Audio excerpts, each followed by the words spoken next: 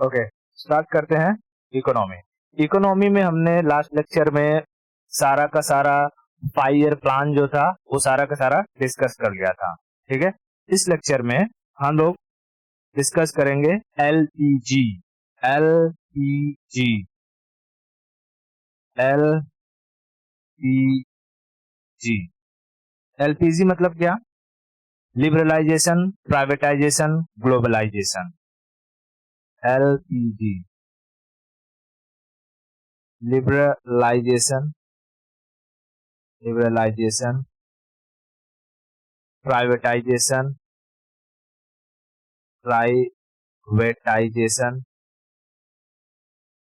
And globalisation.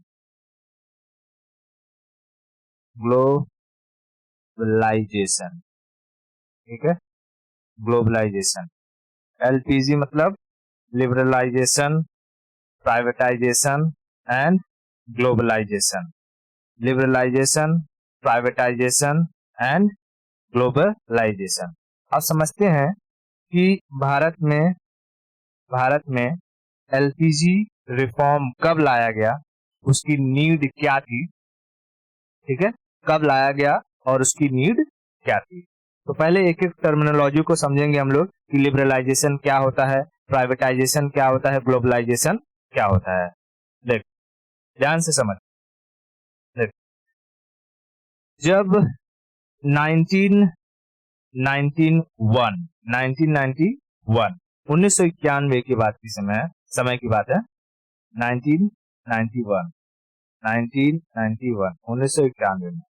1991 में हमारे देश की जो अर्थव्यवस्था थी, इकोनॉमी थी हमारे कंट्री की, भारत की इकोनॉमी, वो पूरी तरीके से क्या हो चुकी थी? चरमरा गई थी, यानी कि गिर चुकी थी, पूरी तरीके से गिर चुकी थी। और हमारे देश के पास सिर्फ 15 दिन का पैसा बचा हुआ था दूसरे देशों से कोई चीज इंपोर्ट करने के लिए। यानी 1991 में क्या आया था पूरी तरीके से? 90 और 91 के बीच की बात कर रहा हूं मैं। 90 और 91 के बीच की बात कर रहा हूं। 1991 और 1990s और 1991 के बीच की बात। तो यहां आया था इकोनॉमिक क्राइसिस। इकोनॉमिक क्राइसिस क्या आया था? Economic crisis. Economic crisis. Economic crisis. इस वक्त जो भारत के प्रधानमंत्री थे वो थे पीवी नरसिम्हा राव। प्रधानमंत्री कौन थे? पीएम थे पीवी नरसिम्हा राव। नरसिम्हा राव, ठीक है, पीवी नरसिम्हा राव। और जो अपने फाइनेंस मिनिस्टर थे वो थे doctor Manmohan Singh. Finance minister कौन थे? डॉक्टर मनमोहन सिंह। डॉक्टर मनमोहन सिंह, ठीक है, डॉक्टर मनमोहन सिंह। देख, देश के पास इस इकोनॉमिक क्राइसिस में देश के पास कितने दिन का फॉरेन रिजर्व बचा हुआ था? तो 15 दिन का फॉरेन रिजर्व। फॉरेन रिजर्व कितने दिन का बचा हुआ था? तो 15 डेज। 15 डेज फॉरेन रिजर्व मतलब वो पैसा जिससे हम अपने देश में दूसरे देशों से कुछ चीजें इंपोर्ट कर सके। ठीक है, इंपोर्ट कर सके। इस पैसे से हम क्या करते हैं? इंपोर्ट करते हैं। बात समझ में आई? भारत इन फॉरेन रिजर्व का यूज करके इंपोर्ट करता है। यानी 15 दिन के बाद हमारे देश से पैसा खत्म हो जाता और हम लोग भिखारी बन जाते। जैसे आज की सिचुएशन किसकी चल रही है? श्रीलंका की। श्रीलंका के पास फॉरेन रिजर्व खत्म हो चुके हैं। श्रीलंका में हाई इन्फ्लेशन रेट बढ़ चुका है, दंगे फसाद चालू हो चुके हैं। ठीक है, उसकी वजह क्या थी कि जो श्रीलंका में जो फॉरेन रिजर्व आने के जो रास्ते थे वो सारे के सारे ब्लॉक्ड हो गए। श्रीलंका ने हद से ज्यादा लोन लिया किससे? भी चाइना से, हैवी इंटरेस्ट रेट पर। ठीक है, और उनकी जो इकोनॉमिक बैलेंस थी वो गड़बड़ हो गई, इकोनॉमिक बैलेंस पूरी तरीके से गड़बड़ हो गई, उनके जो फाइनेंस मिनिस्टर वगैरह थे वो संभाल नहीं पाए और इसकी वजह से आज श्रीलंका पूरी तरीके से खत्म होने के कगार पे है, ढहने के कगार पे है। ठीक है, तो 1991 में भारत में प्रधानमंत्री कौन थे? प्रधानमंत्री थे पीवी नरसिम्हा राव और फाइनेंस मिनिस्टर कौन थे? फाइनेंस मिनिस्टर थे मनमोहन सिंह। मनमोहन सिंह, देख ये है पीवी नरसिम्हा राव, ठीक है, पीवी नरसिम्हा राव, और ये उनको कौन नहीं जानता, ये है मनमोहन सिंह, डॉक्टर मनमोहन सिंह। पीवी नरसिम्हा राव ने सारी की सारी जिम्मेदारी दे दी किसको? डॉक्टर मनमोहन सिंह को, कि भाई इस देश को बचाना है। डॉक्टर मनमोहन सिंह एक बेहतरीन इकोनॉमिस्ट हैं, अर्थशास्त्री हैं, तो उन्हें पता था कि देश को किस तरीके से बचाया जा सकता है। ठीक है, देश को किस तरीके से बचाया जा सकता है। अब देख, डॉक्टर मनमोहन सिंह ने नरसिम्हा राव को सजेस्ट किया कि हमें एलपीजी रिफॉर्म को लाना होगा, एलपीजी रिफॉर्म को लाना होगा देश में। लेकिन एलपीजी रिफॉर्म को लाने से पहले इन लोगों ने कुछ प्रोसेस करी, जैसे कि लोन लेना। भाई अगर हमारे पास पैसा नहीं है, घर में पैसा नहीं है और कोई काम हमें आगे बढ़ाना है तो हम जाते हैं बैंक के पास, लोन लेते हैं या किसी साहूकार के पास जाकर के लोन लेंगे। तो भारत तो कोई छोटा मोटा देश तो है नहीं कि किसी छोटे मोटे बैंक के पास जाकर के या साहूकार के पास जाकर के पैसे ले सकते हैं, है कि नहीं? तो भारत लोन लेने कहाँ जाएगा? या तो वर्ल्ड बैंक के पास जाएगा या तो आईएमएफ के पास जाएगा। अब देख, दुनिया में किसी भी देश को, किसी भी दूसरे देश को लोन देने का काम दो बैंक करती हैं। कौन? एक तो होता है वर्ल्ड बैंक, वर्ल्ड बैंक, ठीक है। अब देख समझ, वर्ल्ड बैंक क्या करता है? वर्ल्ड बैंक क्या करता है? लोन देता है किसी भी कंट्री को उस कंट्री की डेवलपमेंट के लिए, लोन देता है, लोन फॉर डेवलपमेंट,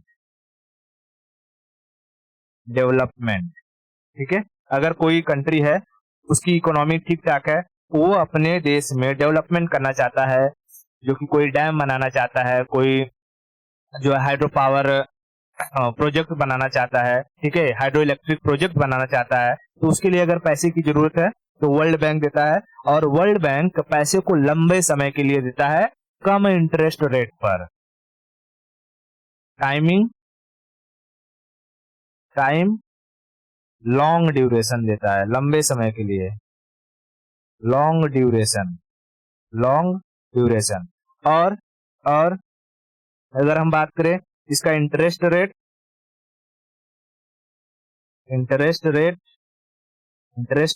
ये मिनिमम होता है, ठीक है, मिनिमम 1%, 2% के रेट पर ये जो है कंट्रीज को लोन दे देता है। लेकिन दूसरा जो होता है आईएमएफ, कौन?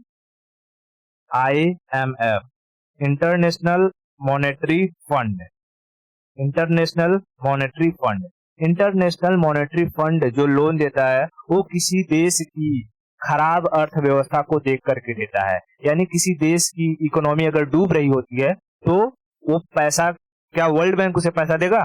नहीं, वर्ल्ड बैंक उसे पैसा नहीं देगा, उसे पैसा देगा आईएमएफ। जैसे जब पाकिस्तान की इकोनॉमी डूब रही थी तो पाकिस्तान किसके पास गया था पैसा लेने के लिए? आईएमएफ के पास। क्यों? क्योंकि जब आईएमएफ पैसा देता है किसी देश को तो वो उस देश के इकोनॉमिक नियम कानून खुद तय करता है। वो कहता है कि मैं तुम्हें जितना पैसा दे रहा हूं उस पैसे का तुम्हें कहां कहां इस्तेमाल करना है ये आईएमएफ खुद डिसाइड करेगा, ठीक है। तो यानी जितना पैसा वो देगा उसका हिसाब आईएमएफ खुद रखेगा। अगर उसकी शर्तें आप कोई भी देश मानेगा तभी जाकर के आईएमएफ पैसा देता है। यानी आईएमएफ पैसा देता है देश की ढहती इकोनॉमी को बचाने के लिए, ठीक है। तो ये लोन देता है, लोन देता है, लोन देता है, किसके लिए देता है? तो बैड टाइम के लिए, बैड टाइम में जब किसी देश की खराब स्थिति चल रही होती है, खराब स्थिति चल रही होती है तब उस वक्त आईएमएफ पैसा देता है। लोन ड्यूरिंग इकोनॉमिक क्राइसिस लिखता हूं, इकोनॉमिक क्राइसिस, ठीक है, इकोनॉमिक क्राइसिस। ये कम समय के लिए पैसा देता है, शॉर्ट टाइम, ठीक है, कम समय के लिए पैसा देता है, और इसका इंटरेस्ट रेट बहुत भारी रहता है, high interest rate, high interest rate, high interest rate. बात समझ में आई? तो पूरी दुनिया में किसी भी देश को अगर पैसा चाहिए तो किसके पास जाएंगे? या तो वर्ल्ड बैंक के पास जाए या तो IMF के पास जाए। तो IMF किसे पैसा देता है? जिस कंट्री की इकोनॉमी ढह रही होती है। क्यों? क्योंकि IMF उस कंट्री के रूल्स एंड रेगुलेशन खुद बनाता है, ठीक है, IMF उस कंट्री के रूल्स एंड रेगुलेशन खुद बनाता है। इतना क्लियर है? ठीक है। तो अब जब भारत की इकोनॉमी पूरी तरीके से ढह चुकी है, हमारे पास 15 दिन का पैसा बचा हुआ है, तो हम पैसा कहां से लेकर के आएंगे? IMF से। अब देख, भारत के पास जो गोल्ड रिजर्व थे, गोल्ड रिजर्व, उसको ब्रिटेन की बैंकों में रखा गया, कुछ पैसा वहां से लाया गया, ठीक है। गोल्ड रिजर्व, जो गोल्ड रिजर्व थे, मैं यहां लिख देता हूं कि पैसा कहां कहां से आया था।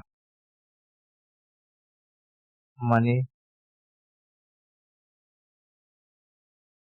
फॉर इंडिया कहां से आया था? देख, पहला तो गोल्ड रिजर्व जो थे, गोल्ड, हमने उसे ब्रिटेन के बैंक में रखा था, ब्रिटेन बैंक, और वहां से जो पैसे मिले, कुछ पैसे वहां से आए। दूसरा, IMF से पैसा लिया गया, IMF से पैसा लिया गया। तो IMF ने कहा कि ठीक है, हम तुम्हें पैसा देंगे, लेकिन तुम्हें अपने देश में फॉरेन कंपनीज को भी एंट्री देनी होगी, प्राइवेट जो सेक्टर है उनको भी अलाउ करना होगा। यानी कि IMF ने भी किस चीज की बात कही? LPG रिफॉर्म की। इसने शर्त क्या रखी? कंडीशन रखी LPG रिफॉर्म, LPG रिफॉर्म, ठीक है, LPG रिफॉर्म। इतना समझ में आया? तो IMF ने क्या कंडीशन रखी? LPG reform, LPG reform. अब देखते हैं कि LPG रिफॉर्म में हर एक टर्मिनोलॉजी का क्या मतलब होता है। जैसे जब मैं कहता हूं लिबरलाइजेशन, क्या कहता हूं? लिबरलाइजेशन,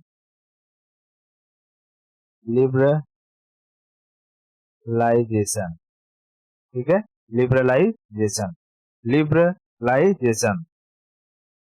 कहाँ गया? लिबरलाइजेशन स्पेलिंग थोड़ा सा गड़बड़ हो जाता है।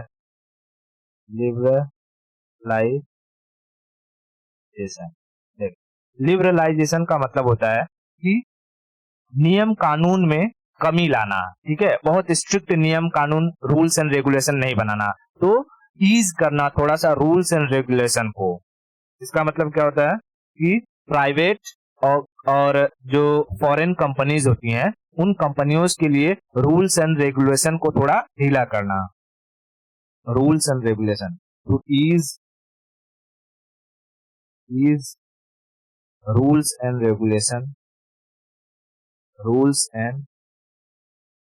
Regulation for private and foreign companies,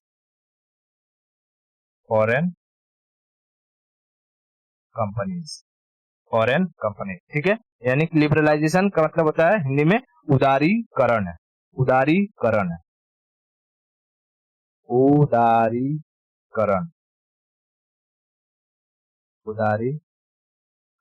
ठीक है, उदारता का भाव लाना कि ठीक है, आप भी कोई कंपनी है, जैसे कि देश में टाटा है, टाटा कहती है कि 1991 के टाइम के, ठीक है, हम अपने भारत के लिए कंट्रीब्यूट करना चाहते हैं, भारत में अपनी कंपनियां एस्टेब्लिश करने चाहते हैं, हमें जो है परमिशन चाहिए। तो गवर्नमेंट ये नहीं कहेगी कि नहीं, आपको परमिशन नहीं मिलेगा या आप कंपनी नहीं चला सकते। गवर्नमेंट कहेगी ठीक है, आप आइए, अपना लैंड खरीदिए, लेबर लाइए, पैसे इन्वेस्ट कीजिए और कंपनी को चलाइए, बट कुछ जो रूल्स रेगुलेशन रहेंगे उसे आपको फॉलो करना होगा। ठीक है, तो लिबरलाइजेशन का मतलब क्या होता है? उदारीकरण, कि प्राइवेट और जो फॉरेन कंपनियां हैं उनके लिए रूल्स एंड रेगुलेशन में कमी लाना, रूल्स एंड रेगुलेशन में कमी लाना।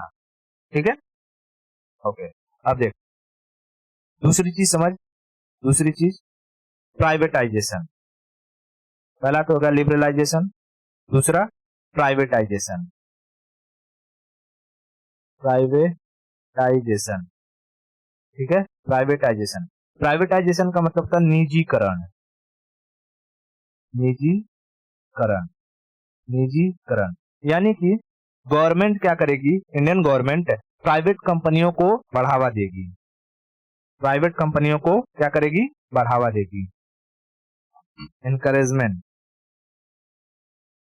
Encouragement, encouragement to private companies, PVT companies. ठीक है, एनकरेजमेंट करेगी प्राइवेट कंपनियों को कि आइए आप भी बढ़ चढ़कर देश की देश के डेवलपमेंट में हिस्सा लीजिए। जैसे कि अगर एग्जांपल की बात करूं, एग्जांपल मान लेते हैं कि पहले जो गवर्नमेंट होती थी, गवर्नमेंट की जिम्मेदारी होती थी देश के ट्रांसपोर्टेशन को व्यवस्थित बनाए रखना, ट्रांसपोर्टेशन, ट्रांसपोर्टेशन को व्यवस्थित बनाए रखना, यानी गवर्नमेंट की ही बसें चलेंगी। ऐसा पहले हुआ करता था, कब? 1991 से पहले, 1991 से पहले। लेकिन जैसे ही ये एलपीजी रिफॉर्म आया 1991 में, अब देश में गवर्नमेंट की बसों के साथ साथ प्राइवेट बसें भी चल सकती हैं। ठीक है, तो गवर्नमेंट के साथ साथ क्या चलने लगेगी? Private, private transportation. बात समझ में? Private transportation. मैं लिख देता हूं, बस, ट्रक, बात समझ में? ठीक है, तो प्राइवेट ट्रांसपोर्टेशन भी, गवर्नमेंट के ट्रांसपोर्टेशन के साथ साथ प्राइवेट ट्रांसपोर्टेशन भी चलेंगी। ठीक है, प्राइवेटाइजेशन। प्राइवेटाइजेशन को बढ़ावा देने के साथ साथ गवर्नमेंट ने कुछ शर्तें लगा दी, कुछ शर्तें लगा दी, जैसे कि कोई भी प्राइवेट कंपनी कंट्री की डिफेंस में कोई हिस्सेदारी नहीं ले सकती, यानी कि कोई भी प्राइवेट कंपनी हथियार नहीं बनाएगी। ठीक है, तो डिफेंस का जो सेक्टर था, डिफेंस सेक्टर गवर्नमेंट ने अपने पास रखा। ठीक है, तो लिमिटेशंस क्या क्या लगाए गए? लिमिटेशंस लगाए गए कि भाई आपको कंपनी बनानी है, आप बनाइए, लेकिन आप कोई भी प्राइवेट कंपनी डिफेंस सेक्टर में नहीं जा सकती। लिमिटेशंस, लिमिटेशंस थे कि प्राइवेट कंपनी डिफेंस सेक्टर में नहीं जा सकती, डिफेंस सेक्टर में private company, private company not allowed, not allowed. बस समझ में? प्राइवेट कंपनी डिफेंस सेक्टर में नॉट अलाउड, अलाउ नहीं है। इसीलिए हमारी देश की जो डिफेंस सेक्टर है, जैसे डीआरडीओ, डीआरडीओ आज भी किसकी है? गवर्नमेंट की है। किसकी है? गवर्नमेंट की है। डीआरडीओ आज भी गवर्नमेंट के अंडर में काम करती है। ठीक है, DRDO, defence research and development organisation. बात समझ में? गवर्नमेंट की कंपनी है। दूसरी चीज कहा, गवर्नमेंट ने कहा कि स्पेस जो सेक्टर है, स्पेस सेक्टर, स्पेस सेक्टर है, इसमें प्राइवेट कंपनियां अलाउ नहीं होंगी। No privatisation, privatisation. ठीक है, नो प्राइवेटाइजेशन। इसलिए भारत का जो स्पेस सेक्टर है, इसरो, अगर हम बात करें तो इसरो आज भी इंडियन गवर्नमेंट के अंडर काम करती है, आज भी इंडियन गवर्नमेंट के ही अंडर काम करती है इसरो। बात समझ में आई? ओके, ठीक है, तो दो चीजें समझ में आ गई टर्मिनोलॉजी। लिबरलाइजेशन में क्या किया गया? प्राइवेट और फॉरेन कंपनियों के लिए रूल्स एंड रेगुलेशन को थोड़ा ईज किया गया।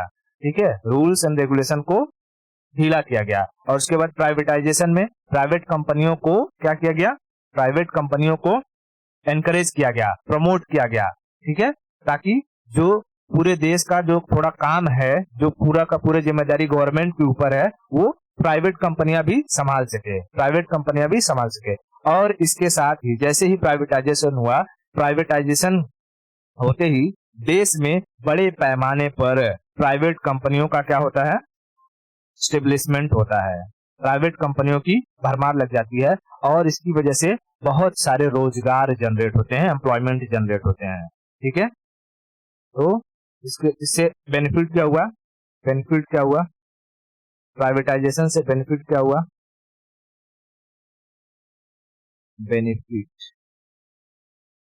बेनिफिट बेनिफिट ये हुआ कि मैक्सिमम इंडस्ट्रीज लगी, maximum companies companies industries industries लगी, ठीक है। मैक्सिमम एम्प्लॉयमेंट मिला, मैक्सिमम एम्प्लॉयमेंट मिला, ठीक है, मैक्सिमम एम्प्लॉयमेंट मिला। और देश की इकोनॉमी में बूस्ट आया, इकोनॉमी में क्या आया, बूस्ट आया, ठीक है। क्योंकि अब जब एम्प्लॉयमेंट लगेगी, इंडस्ट्री लगेगी, एम्प्लॉयमेंट मिलेगा, इंडस्ट्री लगेगी, कंपनीज लगेंगी, तो इससे देश में पैसे का सर्कुलेशन बढ़ेगा। कंट्री भारत क्या करेगा, चीजों को बनाएगा, प्रोड्यूस करेगा और उसे दूसरे देशों में एक्सपोर्ट करेगा। बात समझ में, तो इससे पैसा भी बढ़ेगा कि नहीं बढ़ेगा, बढ़ेगा। अब समझते हैं हम लोग ग्लोबलाइजेशन को। तीसरी टर्मिनोलॉजी क्या थी, ग्लोबलाइजेशन, ग्लोबलाइजेशन, ग्लोबलाइजेशन को हिंदी में कहते हैं वैश्वीकरण, वैश्वीकरण, वैश्वीकरण। यानी कि इस भारत देश को, जो भारत है हमारा प्यारा भारत, इस भारत देश को पूरी दुनिया के साथ जोड़ना था, पूरी दुनिया के साथ क्या करना था, जोड़ना था, ठीक है। जैसे ये वर्ल्ड है और यहाँ हम अगर बात करते हैं, ठीक है, ये दिखाई दे रहा है,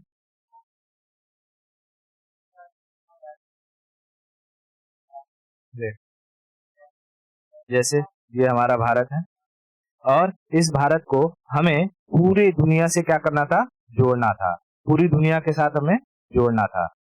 ग्लोबलाइजेशन, ग्लोबलाइजेशन का मकसद क्या था कि भारत को पूरी दुनिया के साथ जोड़ना था। बात समझ में, पूरी दुनिया के साथ जोड़ना था, यानी कि जो भी प्रोडक्शन हो रहा है देश में वो दूसरे देशों में एक्सपोर्ट हो, या दूसरे देश में जो अच्छी चीजें हैं वो हमारे देश में भी आए। तो भाई भारत में अभी अभी जब एलपीजी रिफॉर्म आया है, भारत के पास उतनी टेक्नोलॉजी नहीं थी, लेकिन क्यों नहीं थी, क्योंकि भारत जो था वो डेवलपिंग स्टेज में था। और बाकी अगर वेस्टर्न कंट्रीज की बात करें हम, जैसे यूएसए हो गया, कनाडा हो गया, ब्राजील वगैरह हो गया, चाइना तो भी डेवलपिंग में था, रसिया वगैरह हो गया, तो ये लोग डेवलप्ड कंट्रीज में थे, ठीक है। जितने भी यूरोपियन यूनियन थे, यूरोपियन देश थे, ये सब ये सारे के सारे क्या थे, डेवलप्ड थे। तो इनके पास डेवलपमेंट की वजह क्या थी, ये सालों तक, सालों साल दूसरे देशों पर राज किए थे। वहां से सारा का सारा जो सोना चांदी, इकोनॉमी, पैसे थे, जो भी कोल थे, ठीक है, जितनी भी मिनरल थी, सबको एक्सट्रैक्ट किया था और अपने देश में ले गए और वहां पर इंडस्ट्रीज लगाई और धीरे धीरे उनकी इकोनॉमी बढ़ती गई, वो डेवलपमेंट के स्टेज में आ जाते हैं। लेकिन हम अभी आजाद हुए हैं 1947 में, 1947 की आजादी के 30 साल के बाद तक हम लोग अपने पैर पर चलना सीख रहे थे, ठीक है। उसके बाद बीच में कई बार वॉर हुए भारत में, ठीक है, पाकिस्तान हुआ, बांग्लादेश के लिबरेशन वॉर हुआ, चाइना के साथ हुआ, फिर जो कि ऊपर से ये इकोनॉमिक क्राइसिस आया, तो देश में अभी स्टेबिलिटी पूरी तरीके से नहीं छाई हुई थी, ठीक है। तो टेक्नोलॉजी कहाँ से ही आती, तो इसके लिए ग्लोबलाइजेशन के जरिए क्या हुआ कि प्राइवेट कंपनियां, मतलब कि जो दूसरे देशों की कंपनियां थी वो भारत में आने लगी, भारत में आने लगी। लेकिन भारत में बाहर की कंपनियां आकर के पूरी तरीके से मोनोपोली ना कर ले, इसके लिए सरकार ने कुछ नियम कानून लगाया। सरकार ने क्या लगाया, नियम कानून। क्या नियम कानून लगाया, तो लॉज, लॉज कहते हैं, या प्रोटोकॉल क्या था, प्रोटोकॉल था कि भाई दूसरे देशों से जो भी कंपनियां आना चाहती है आओ, कोई दिक्कत नहीं है, आओ। लेकिन भारत में जब तुम अपनी इंडस्ट्री लगाओगे तो उसका मालिकाना हक 100% ओनरशिप तुम्हारे पास नहीं रहेगा, तुम्हें सिर्फ 49% ओनरशिप दिया जाएगा। यानी कि तुम्हें भारत में आने के बाद किसी भारतीय के साथ टाई अप करना होगा। ठीक है, तो क्या किया गया? हाँ, फॉरेन कंपनीज को फॉरेन कंपनीज को टाई अप करवाया गया, यानी foreign company plus Indian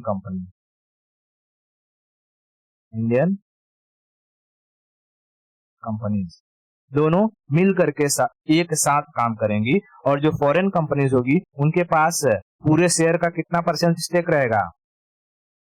49% stake रहेगा। और इंडियन कंपनी के पास 51% 51% स्टेक रहेगा। यानी कि कंपनी भारत में कोई दूसरा देश आकर के ओपन करे, लेकिन उसका मालिक कौन रहेगा? इंडियन रहेगा।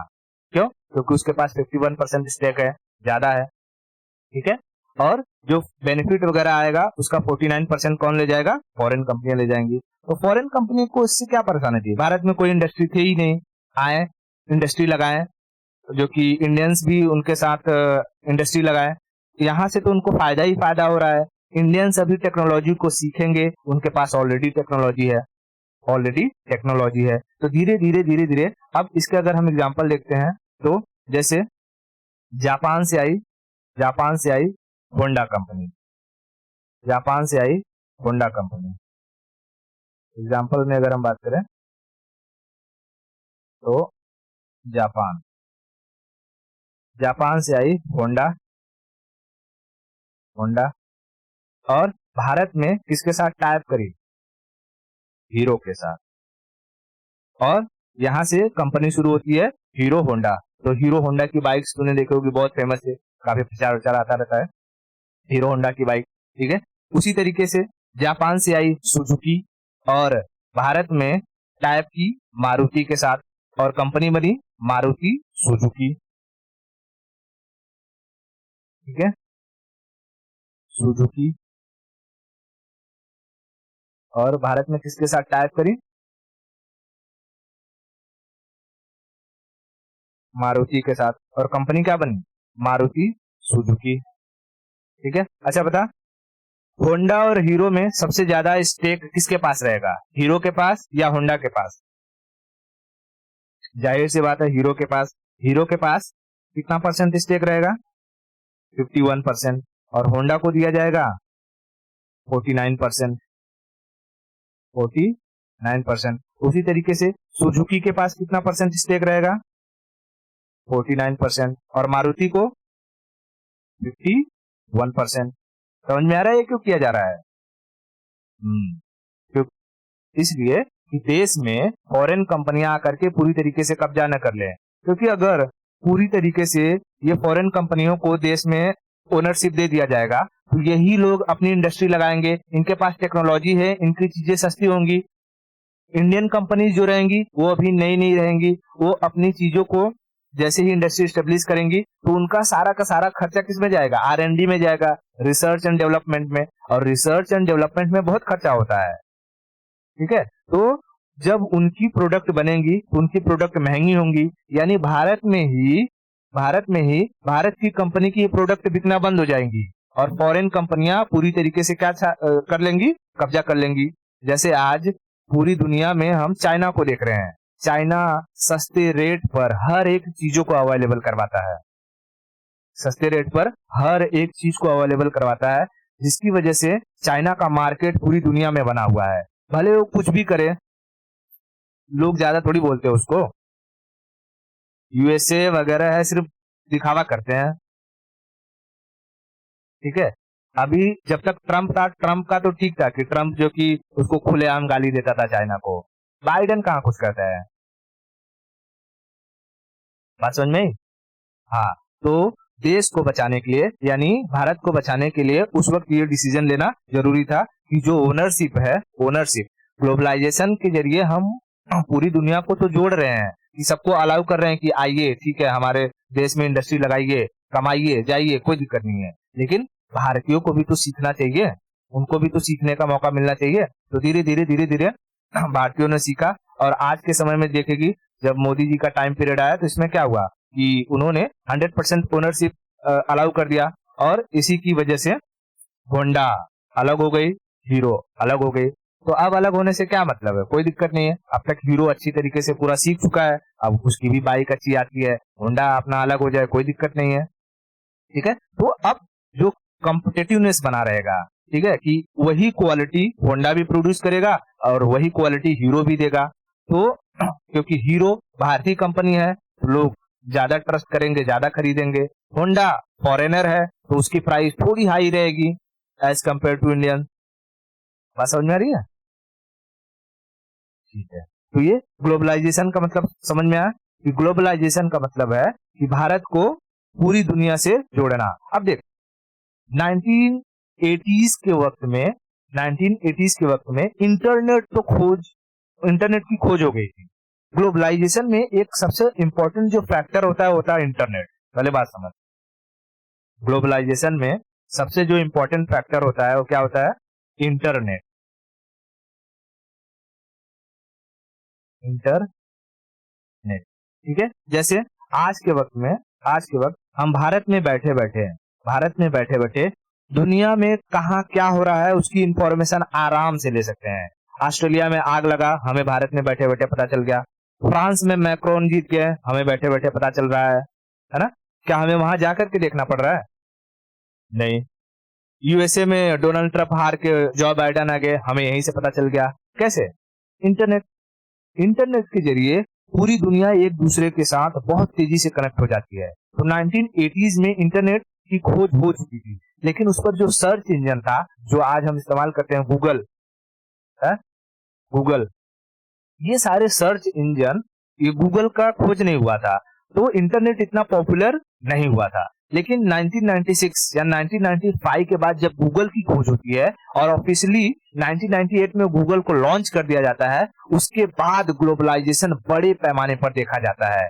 यानी भारत में अगर कहेगा कोई कि 1995 के बाद जो ग्लोबलाइजेशन है वो लार्ज स्केल पर हुआ, उसके पीछे क्या वजह रही? तो उसके पीछे वजह रही गूगल। गूगल जो सर्च इंजन था, इसकी खोज और इंटरनेट का बड़े पैमाने पर यूज। ठीक है, तो globalisation at large scale after 1995, globalisation at large scale, globalisation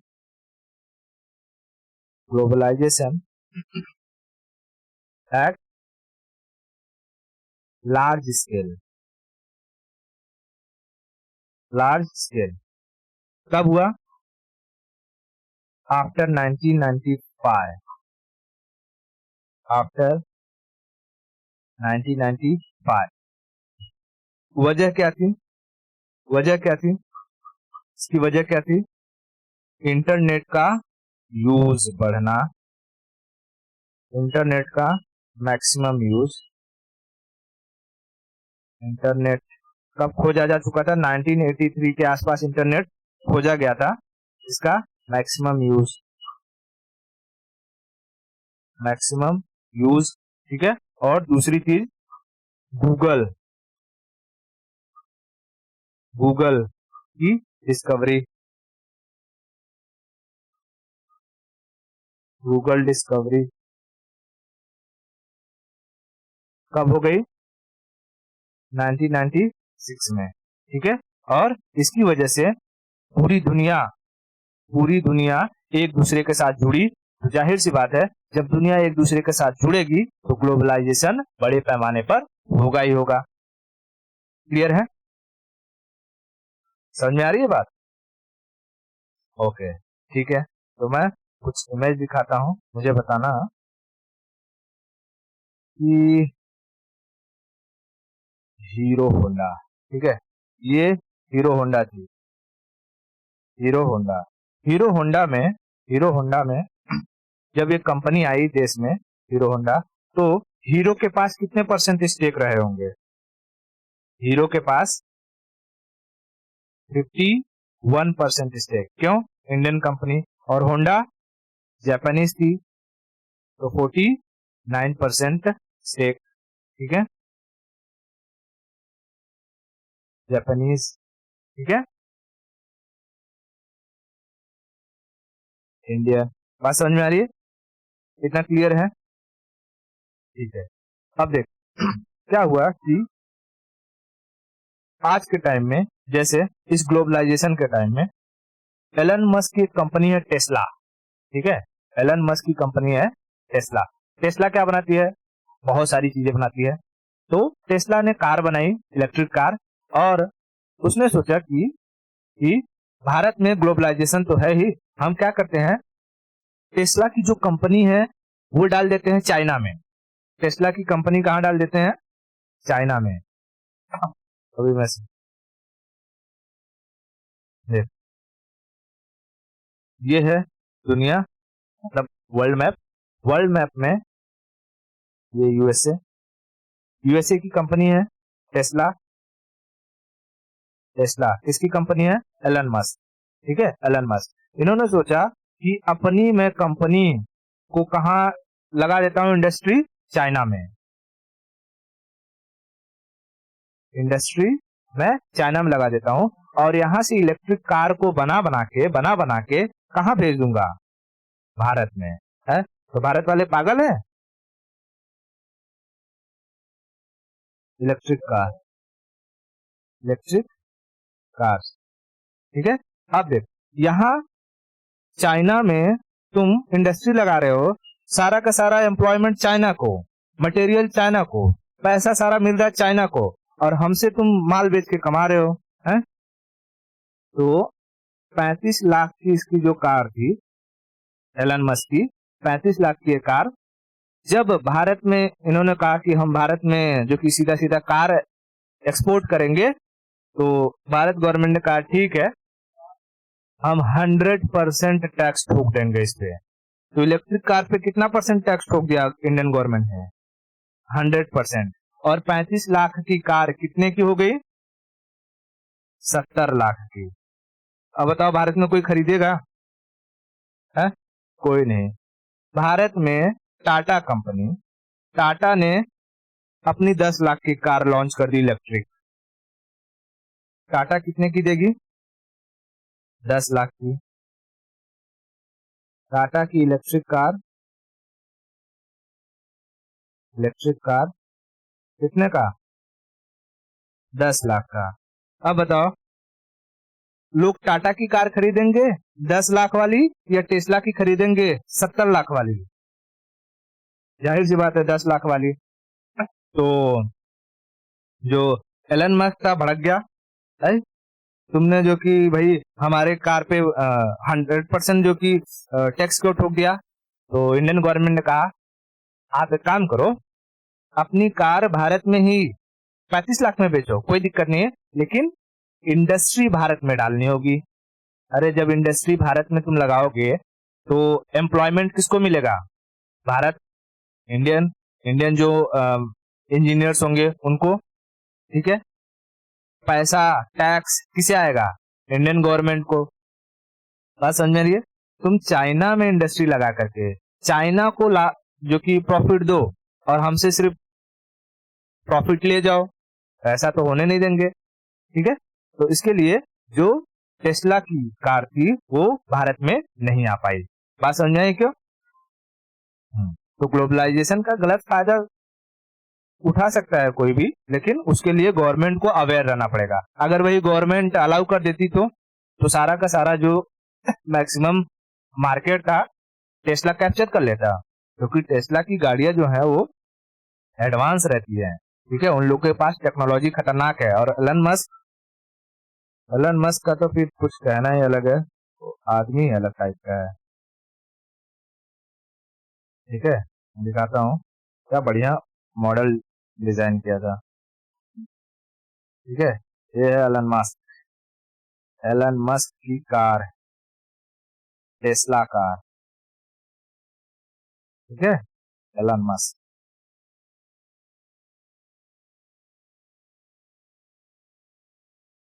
Tesla electric car,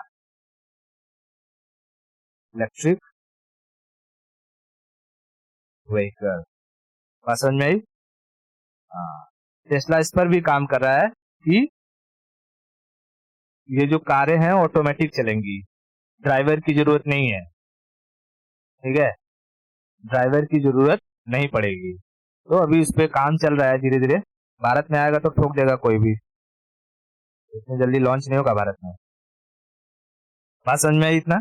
तो लिबरलाइजेशन, प्राइवेटाइजेशन, ग्लोबलाइजेशन, ये तीनों वर्डिंग्स प्रॉपरली समझ में आया 1991 में जो हुआ, ठीक है। अब समझते हैं कि जब नेहरू की गवर्नमेंट थी, यानी ये चीजें जब देश के लिए, अच्छा, ये जब हुई तो देश की इकोनॉमी धीरे धीरे बेटर होती गई और हमारे देश में जो 15 दिन का पैसा बचा हुआ था, धीरे धीरे करते करते करते करते करते करते अब हम अगर इकोनॉमी के मामले में देखें तो जीडीपी को लेकर के 5वें या 6वें नंबर पे रहते हैं। कभी कभी फ्लक्चुएट करता रहता है, तो ऊपर नीचे होता रहता है। लेकिन अगर पीपीपी के मामले में देखते हैं तो हम तीसरे नंबर पे आते हैं, परचेसिंग पावर पैरिटी। ये मैं इकोनॉमिक में पहले लेक्चर और जो कि पीछे के लेक्चर में बता चुका हूँ कि पीपीपी क्या होता है, जीडीपी क्या होता है, ठीक है। तो वो कंसेप्ट यहाँ वापस से रिपीट नहीं करूंगा, बस समझाने के लिए बता रहा हूँ कि एक वक्त था कि जब हमारे पास सिर्फ 15 दिन का पैसा बचा हुआ था, एक वक्त था जब सिर्फ 15 दिन का पैसा बचा हुआ था, और एक वक्त आज का है जब भारत पीपीपी के मामले में दुनिया में तीसरे नंबर पर है। यानी अगर पूरी दुनिया में कुछ बिकेगा तो उसे खरीदने वाला भारत तीसरा कंट्री होगा। बात समझ में? ठीक है। तो इस जो एलपीजी रिफॉर्म आया उससे देश को फायदा हुआ। तो सवाल उठ सकता है कि आजादी के बाद ही जब नेहरू गवर्नमेंट थी तो नेहरू गवर्नमेंट ने इस चीज को क्यों अप्लाई नहीं किया, क्यों एलपीजी रिफॉर्म नहीं लाया गया? बरोबर?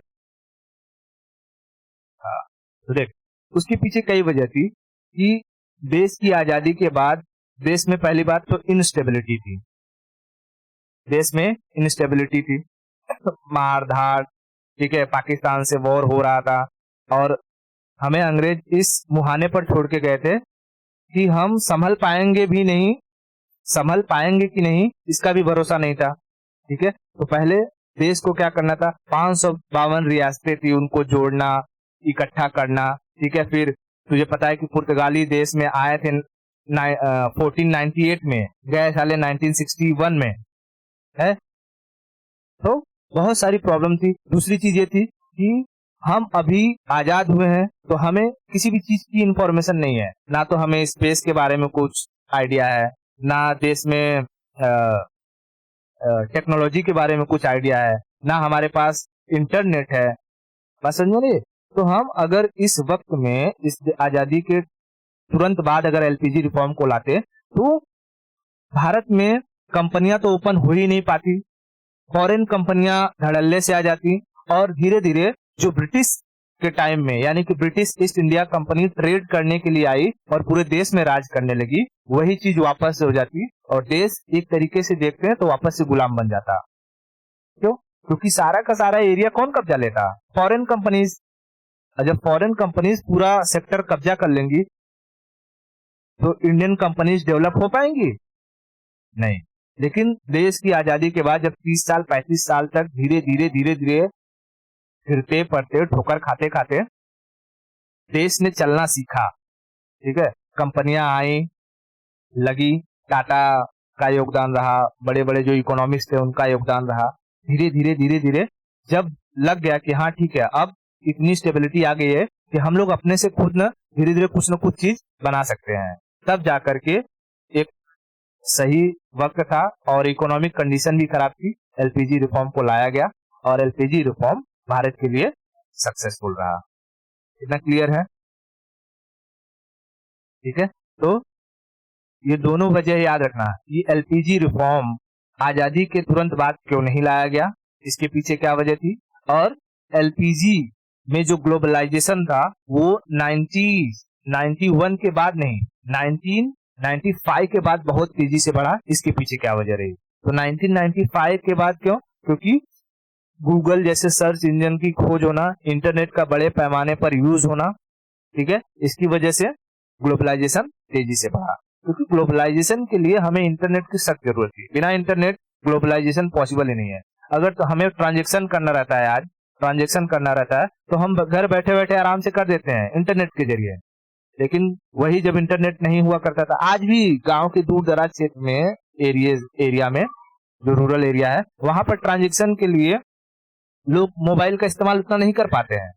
पैसे जमा करने हैं बैंक में जाओ, पैसे निकालने हैं बैंक में जाओ, ठीक है, लेन देन करनी है तो कैश के जरिए करते हैं, ऑनलाइन कहाँ इतना हो पाता है, ठीक है। तो अभी वक्त लगेगा थोड़ा जो रूरल एरिया है उनको डेवलप होने में।